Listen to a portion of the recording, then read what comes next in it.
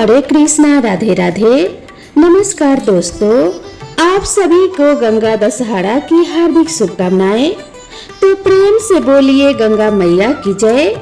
जो व्यक्ति गंगा दशहरा के दिन सच्चे मन से माँ गंगा का स्मरण करता है, माँ गंगा में स्नान करता है, कथा पढ़ता है अथवा सुनता है, उसके समस्त पाप नष्ट हो जाते हैं और उसे अपार पुण्य की प्राप्ति होती है। गंगा दशहरा का यह पावन अवसर केवल स्नान या पूजा तक सीमित नहीं है। यह आत्मा की शुद्धि, पितरों की मुक्ति और धर्म, करुणा एवं श्रद्धा का उत्सव है। गंगा केवल नदी नहीं अपितु माता है। वे देवों की कृपा, पितरों की मुक्ति और मनुष्यों की जीवन दायिनी शक्ति बन गई। तभी तो कहा जाता है त्रिलोक तारिणी भागीरथी। राजा भागीरथ का यह प्रयत्न इतना महान और दिव्य था कि आज भी किसी कठिन लक्ष्य को प्राप्त करने के लिए यदि कोई अत्यधिक प्रयत्न करता है तो उससे भागीरथ प्रयत्न कहा जाता है।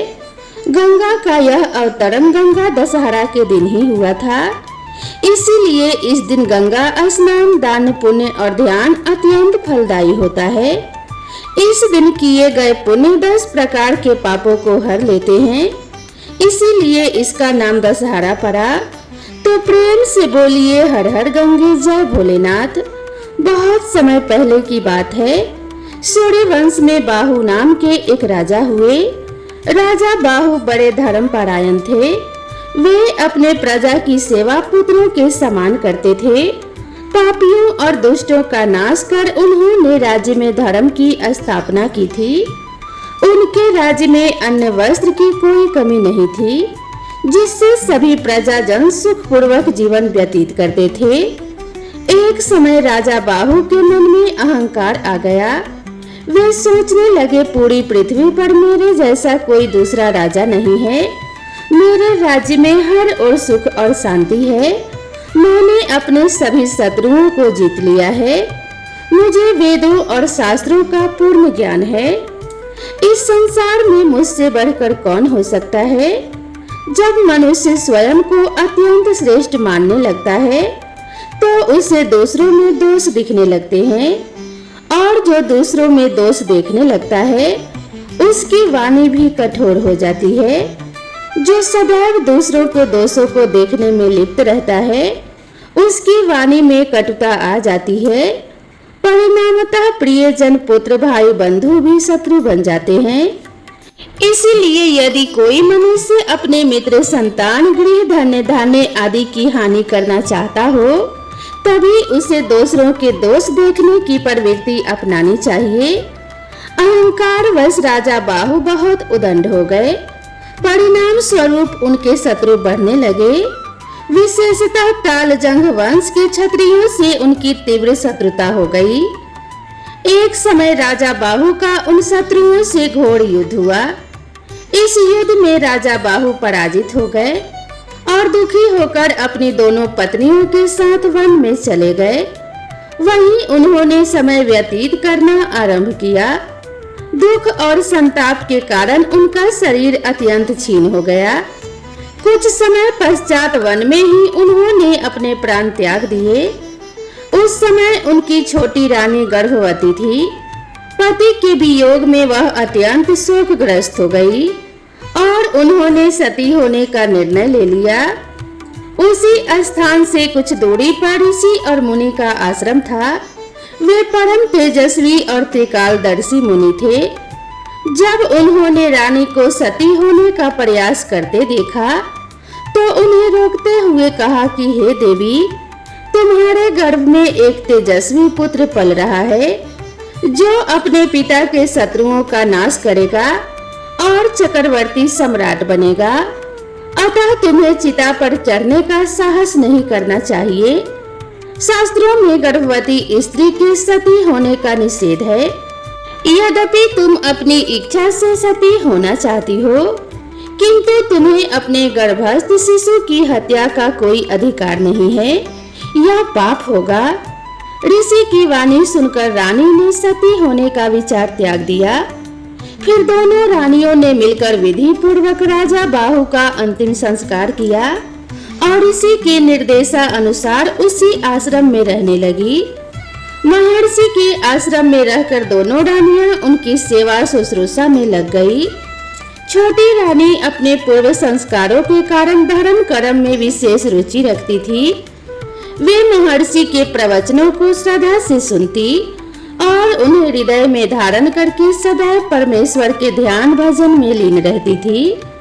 यह देखकर बड़ी रानी के मन में ईर्ष्या उत्पन्न हो गई। एक दिन उसने छोटी रानी के भोजन में विष मिला दिया, किंतु ईश्वर की कृपा से उस विष का कोई प्रभाव छोटी रानी पर न पड़ा, न ही उनके गर्भस्थ शिशु पर पड़ा। समय आने पर छोटी रानी ने एक पुत्र को जन्म दिया। चूंकि वह विष के साथ उत्पन्न हुआ था, इसीलिए ऋषि ने उनका नाम सगर रखा। छोटी रानी ने सगर का बड़े स्नेह से पालन पोषण किया। जब सगर बालक से किशोर हुआ तब ऋषि और मुनि ने उसका यज्ञोपवीत संस्कार करवाया और शास्त्रों का अध्ययन कराया, साथ ही अस्त्र शस्त्रों की शिक्षा भी दी। इन सभी शिक्षाओं को प्राप्त कर सगर एक बलवान, बुद्धिमान और धर्मनिष्ठ युवक बन गया। एक दिन सगर ने अपनी माता से अपने पिता के बारे में जानना चाहा। तब माता ने संपूर्ण वृत्तांत उसे कह सुनाया। किस प्रकार उनके पिता राजा बाहु शत्रुओं से पराजित होकर वन में आए और वहीं सगर का जन्म हुआ। संपूर्ण कथा सुनकर सगर के भीतर भीषण क्रोध उत्पन्न हुआ। माता के सामने उसने प्रतिज्ञा ली, मैं अपने पिता के शत्रुओं का संहार करूंगा और उनका खोया हुआ राज्य पुनः प्राप्त करूंगा। माता की आज्ञा लेकर सगर ऋषि और मुनि के पास पहुँचे और उनका आशीर्वाद लेकर वहां से प्रस्थान किया। तत्पश्चात वे अपने कुल गुरु महर्षि वशिष्ठ के पास गए। उन्हें प्रणाम कर सारा समाचार कह सुनाया। महर्षि वशिष्ठ सगर को देखकर अत्यंत प्रसन्न हुए। उन्होंने सगर को दिव्य अस्त्र शस्त्र प्रदान किए और आशीर्वाद देकर युद्ध के लिए भेज दिया। सगर दिव्य अस्त्र शस्त्रों से युक्त होकर अपने पिता के शत्रुओं से युद्ध करने चला। शीघ्र ही उसने शूरवीरता दिखाते हुए ताल, जंग, शक, यमन आदि सभी शत्रुओं को पराजित कर दिया। कुछ पराजित राजा अपने प्राण बचाने हेतु महर्षि वशिष्ठ की शरण में आ गए। वशिष्ठ जी की विनती पर सगर ने उन्हें जीवन दान दिया। यह देख वशिष्ठ मुनि अत्यंत प्रसन्न हुए और अनेक तपस्वी मुनियों को साथ लेकर सगर का राज्य अभिषेक किया। इसके बाद राजा सगर मुनि और मुनिवरों की आज्ञा लेकर अपनी दोनों माताओं को आश्रम से राजमहल में ले आए और वहां सुखपूर्वक राज्य करने लगे। राजा सगर की दो रानियां थी। एक का नाम था केसनी और दूसरी का नाम था सुमति। वे दोनों विदर्भ राज कश्यप की पुत्रियां थी। एक समय राजा सगर की दोनों पत्नियों के द्वारा प्रार्थना करने पर भृगुवंशी और त्रिकालदर्शी एक मुनि ने उन्हें पुत्र प्राप्ति का वर दिया। उन्होंने क्षण भर ध्यान में स्थित होकर केसनी और सुमति से कहा, तुम दोनों में से एक रानी एक ही पुत्र प्राप्त करेगी, पर वह वंश को चलाने वाला होगा। वहीं दूसरी रानी अपनी संतान प्राप्ति की इच्छा के लिए 6000 पुत्रों को जन्म देगी। तुम लोग अपनी इच्छा अनुसार इनमें से एक एक वर मांग लो। मुनि का वचन सुनकर केसनी ने वंश परंपरा चलाने के लिए एक ही पुत्र का वरदान मांगा। रानी सुमति के 6000 पुत्र हुए। केसनी के पुत्र का नाम था असमंजस। असमंजस बुरी प्रवृत्ति का और दुष्ट स्वभाव का था। उसकी देखा देखी सगर के सभी पुत्र बुरा आचरण करने लगे। यह देखकर बाहु पुत्र सगर बहुत दुखी हुए। कुछ समय बाद असमंजस के अंशुमान नामक पुत्र उत्पन्न हुआ, जो बड़ा धर्मात्मा, गुणवान और सभी शास्त्रों का ज्ञाता था। वह सदा अपने पितामह सगर की सेवा में संलग्न रहता था। उधर सगर के सभी दुराचारी पुत्र संसार में उपद्रव करने लगे। वे धार्मिक अनुष्ठान करने वाले लोगों के कामों में विघ्न डालते। वे दुष्ट राजकुमार सदा मदपान करते। उन्होंने साधु पुरुषों की जीविका छीन ली और सदाचार का तो जैसे नाश ही कर दिया। यह सब देखकर इंद्रदेव बड़े दुखी हुए और राजा सगर के इन पुत्रों के नाश का कोई उपाय सोचने लगे। इसी बीच राजा सगर ने अश्वमेध यज्ञ का अनुष्ठान किया। उस यज्ञ के घोड़े को देवराज इंद्र ने चुरा लिया और पाताल में जहाँ पर कपिल मुनि रहते थे वहाँ ले जाकर बांध दिया। इंद्र के द्वारा चुराए हुए उस अश्व को खोजने के लिए राजा सगर के सभी पुत्र पृथ्वी पर घूमने लगे। जब पृथ्वी पर उन्हें कहीं भी वह घोड़ा दिखाई नहीं दिया तब वे पाताल लोक जाने को उद्यत हुए। सारी पृथ्वी को खोदने लगे। एक एक ने एक एक योजन भूमि खोद डाली और खोदी हुई मिट्टी को समुद्र के तट पर बिखेर दिया। उसी द्वार से वे सगर के सभी पुत्र पाताल लोक में जा पहुँचे। वे सभी के सभी क्रोध से उन्मत्त हो रहे थे। पाताल में पहुंचकर उन्होंने सभी ओर उस अश्व को ढूंढना शुरू कर दिया।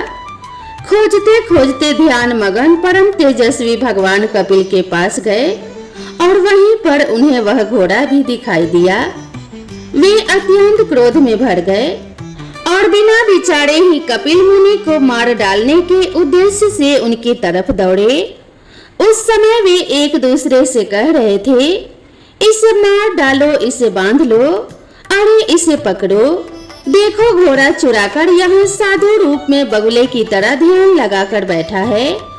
इस तरह की बातें करते हुए भी अनेक प्रकार से कपिल मुनि का अपमान करने लगे। उस समय भगवान कपिल अपनी इंद्रियों और बुद्धि को आत्मा में स्थिर करके ध्यान कर रहे थे। इसीलिए सगर पुत्रों की करतूत का उन्हें कुछ भी पता नहीं चला। सगर पुत्रों की मृत्यु निकट थी, इसीलिए उन लोगों की बुद्धि भी मारी गई थी। वे मुनि को लातों से मारने लगे। कुछ ने उनकी बाहें पकड़ ली। तब मुनि की समाधि भंग हो गई। उन्होंने विस्मित होकर लोक में उपद्रव करने वाले सगर पुत्रों को लक्ष्य करके गंभीर भाव से कहा, जो ऐश्वर्य के मद से उन्मत्त है, जो भूख से पीड़ित है, जो कामी है और जो अहंकार से मूढ़ हो रहे हैं, ऐसे मनुष्य को विवेक नहीं होता। यदि दुष्ट मनुष्य सज्जनों को सताते हैं तो इसमें भला आश्चर्य क्या है। नदी का वेग किनारे पर उगे हुए वृक्षों को गिरा ही देता है। जहाँ धन है, जवानी है, पराई स्त्री भी है, वहाँ सब अंधे और मूर्ख बने रहते हैं। दुष्ट के पास लक्ष्मी हो तो वह लोक का विनाश ही करने वाली होती है। जैसे वायु अग्नि की ज्वाला को बढ़ा देती है, जैसे दूध सांप के विष को बढ़ाता है, उसी प्रकार दुष्ट की लक्ष्मी उसकी दुष्टता को बढ़ा देती है। ऐसा कहकर कपिल मुनि अपने नेत्रों में अग्नि प्रकट करने लगे। उस आग ने समस्त सगर पुत्रों को क्षण भर में ही जलाकर भस्म कर दिया। उस भीषण आग से संतप्त होकर नाग, राक्षस और अन्य जीव शीघ्रता से समुद्र में प्रवेश करके अपने प्राणों की रक्षा करने लगे। इसके बाद एक देवदूत ने राजा सगर के यज्ञ में आकर इस घटना की जानकारी दी। राजा सगर जो सब शास्त्रों के ज्ञाता थे, सब वृतांत सुनकर उन्होंने प्रसन्नता से कहा, उनके कर्मों ने ही उन दुष्टों को दंड दे दिया। माता पिता भाई पुत्र जो भी पाप करता है वह शत्रु ही माना जाता है। यही शास्त्रों का निर्णय है। राजा सगर ने अपने पुत्रों का नाश होने पर भी शोक नहीं किया, क्योंकि दुराचार की मृत्यु साधु पुरुषों के संतोष का कारण ही होती है। पुत्रहीन पुरुष को यज्ञ करने का अधिकार नहीं। धर्म शास्त्र की ऐसी आज्ञा होने पर महाराज सगर ने अपने पौत्र अंशुमान को अपने दत्तक पुत्र के रूप में ग्रहण कर लिया। इसके बाद राजा सगर ने अंशुमान को घोड़ा लाने के कार्य में नियुक्त किया। अंशुमान कपिल मुनि के आश्रम पर पहुँचे।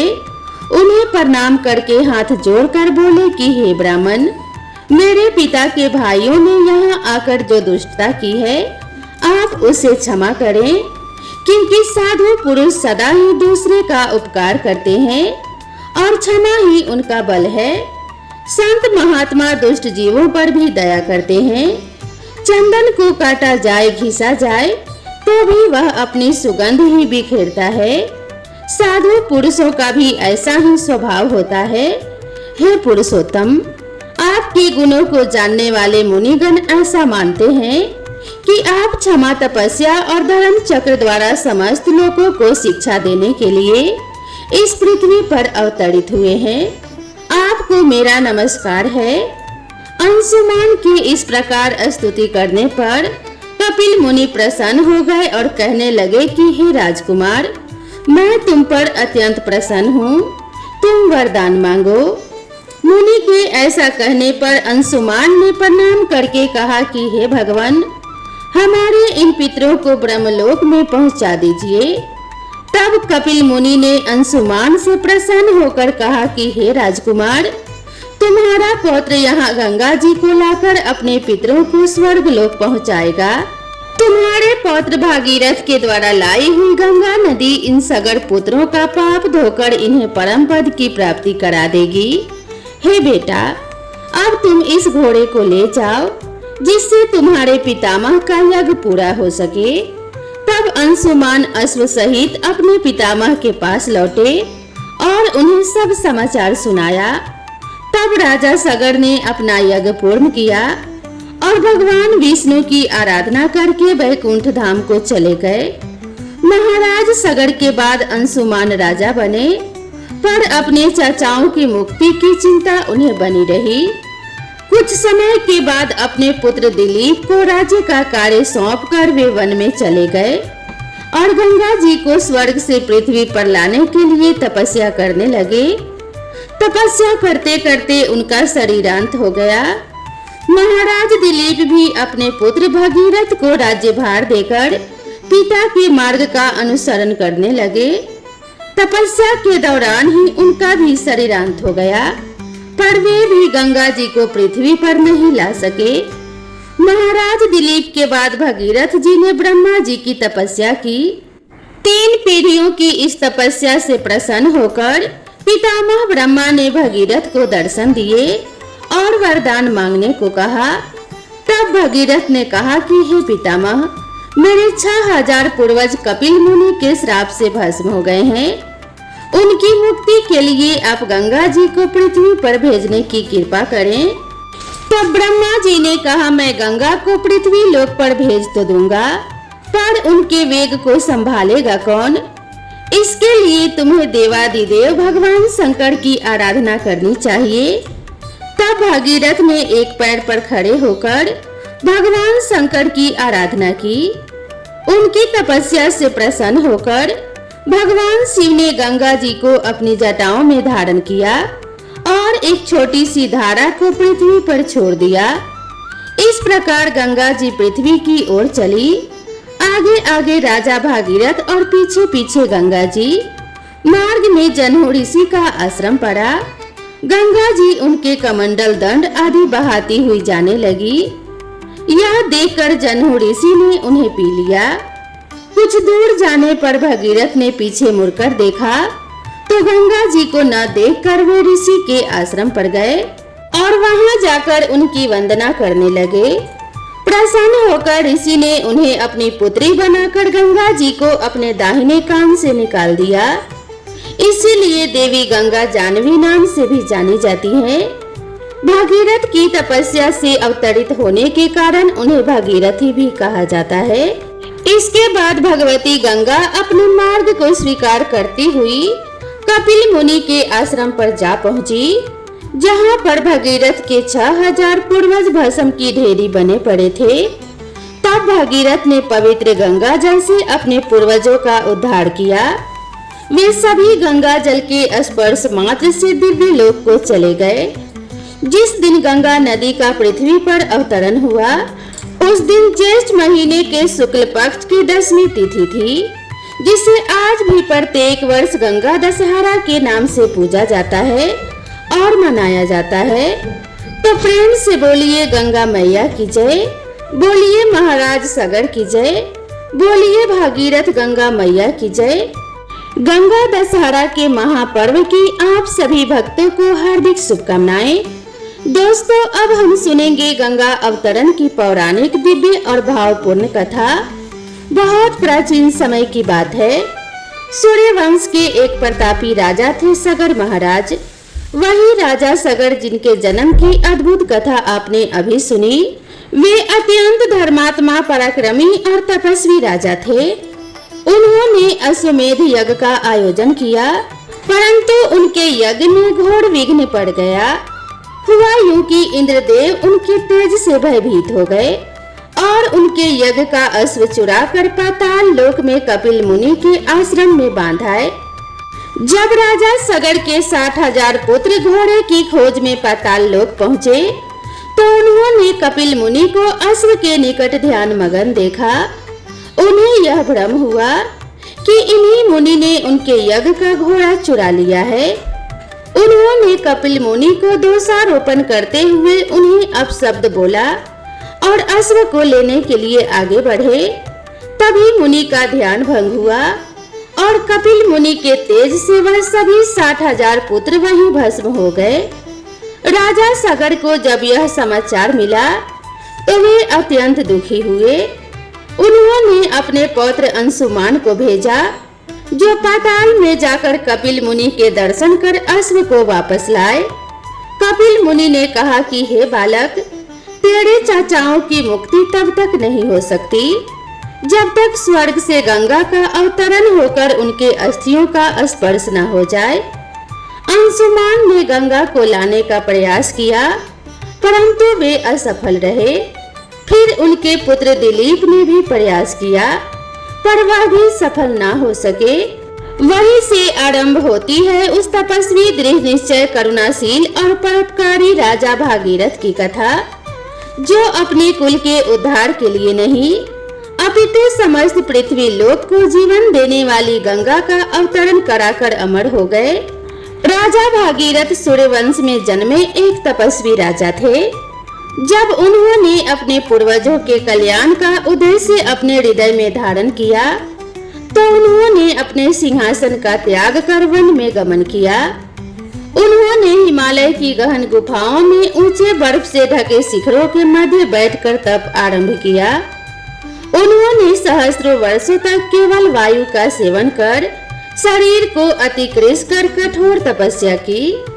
भगवान ब्रह्मा उनके इस तप से प्रसन्न हुए और प्रकट होकर बोले कि हे वत्स, तुम्हारी तपस्या से हम अत्यंत प्रसन्न हैं, वरदान मांगो।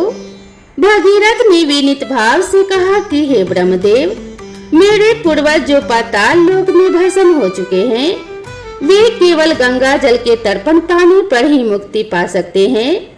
कृपा कर गंगा मैया को धरती पर अवतरित होने की आज्ञा दें। ब्रह्मा जी ने मुस्कुराते हुए कहा कि हे वत्स, मैं तुम्हारी प्रार्थना स्वीकार करता हूँ, परंतु गंगा का प्रवाह प्रबल है।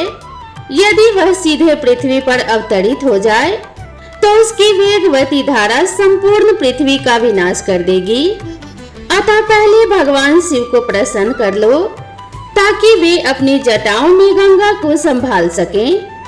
अब भगीरथ ने फिर एक बार कठोर तपस्या आरंभ की।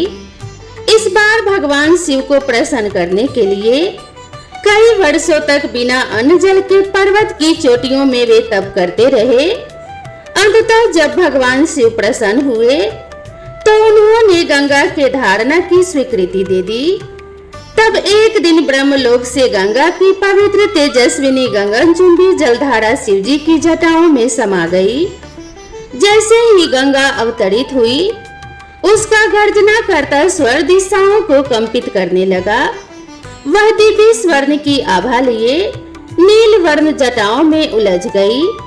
शिवजी ने अपनी एक जटा खोल दी और एक पतली धारा को पृथ्वी पर धीरे धीरे छोड़ दिया। गंगा जैसे ही पृथ्वी पर उतरी, वन, पर्वत, मैदान, मरुभूमि सबको संजीवनी प्रदान करती हुई वह बह चली। भागीरथ उस पावन धारा के आगे हाथ जोड़कर चलते रहे और गंगा मैया उनके पीछे पीछे बहती गई। जब वे पाताल लोक तक पहुँचे तब गंगा ने उनके पूर्वजों के भस्मित शरीर को स्पर्श किया और उन्हें मोक्ष प्रदान किया। स्वर्ग से आनंद की वृष्टि हुई। देवताओं ने पुष्प वर्षा की, ऋषि मुनियों ने स्तुति की। जय हो भागीरथ प्रयत्न की, जय हो गंगा मैया की। कहा जाता है कि जब गंगा पृथ्वी पर बह चली तो उन्होंने जहाँ जहाँ प्रवाह किया वहाँ वहाँ जीवन का संचार हो गया। उनके जल में अमृत की शक्ति थी, जिसके स्पर्श से मृत भी जीवंत हो उठे। इसीलिए गंगा केवल नदी नहीं माता है, वे देवों की कृपा, पितरों की मुक्ति और मनुष्यों की जीवन दायिनी शक्ति बन गई। तभी तो कहा जाता है त्रिलोक तारिणी भागीरथी। राजा भागीरथ का यह प्रयत्न इतना महान और दिव्य था कि आज भी किसी कठिन लक्ष्य को प्राप्त करने के लिए यदि कोई अत्यधिक प्रयत्न करता है तो उसे भागीरथ प्रयत्न कहा जाता है। गंगा का यह अवतरण गंगा दशहरा के दिन ही हुआ था। इसीलिए इस दिन गंगा स्नान, दान, पुण्य और ध्यान अत्यंत फलदायी होता है। इस दिन किए गए पुण्य 10 प्रकार के पापों को हर लेते हैं, इसीलिए इसका नाम दशहरा पड़ा। विशेषकर इस दिन पितरों के नियमित तर्पण करने से वे संतुष्ट होते हैं और कुल की उन्नति होती है। अंत में हम यही कहें, जो गंगा जल से स्नान करता है वह पावन हो जाता है, जो गंगा मैया का ध्यान करता है वह दिव्य होता है, जो गंगा के तट पर बैठकर प्रभु का स्मरण करता है उसे जन्म मरण से मुक्ति मिलती है। तो प्रेम से बोलिए गंगा मैया की जय, महाराज भागीरथ की जय। हर हर गंगे, जय श्री राम।